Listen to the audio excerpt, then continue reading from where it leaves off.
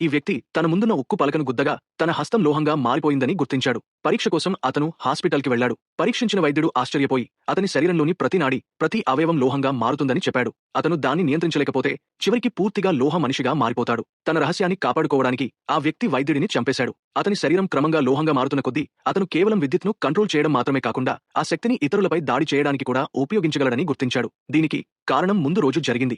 ఒక శాస్త్రవేత్త అంతరిక్షంలో ఒక రహస్యమైన మేఘాన్ని కనుగొన్నాడు. అందులో మానవ జన్యువులను మార్చగల కీలక పదార్థం ఉందని తెలిసింది. అయితే ఆ మేఘాన్ని సేకరించడానికి భారీ మొత్తం డబ్బు అవసరం. ఆ వ్యక్తి దీనిని విన్న వెంటనే ఆ ప్రాజెక్టును నిధులు సమకూర్చడానికి అంగీకరించాడు. కానీ తనను కూడా వెంట తీసుకెళ్లాలనే షరతు పెట్టాడు. వారు ఆ మేఘాన్ని సేకరించడానికి సిద్ధమవుతున్నప్పుడు ఇంకా 7 గంటలు పడుతుందని భావించిన ఆ మేఘం అనుకున్న సమయానికి ముందే వచ్చేసిందని చూసి శాస్త్రవేత్త ఆశ్చర్యపోయాడు. అతను త్వరగా వారిని క్యాబిన్లోకి తిరిగి రావాలని గట్టిగా అరిచాడు. కానీ అప్పటికే ఆలస్యమైంది.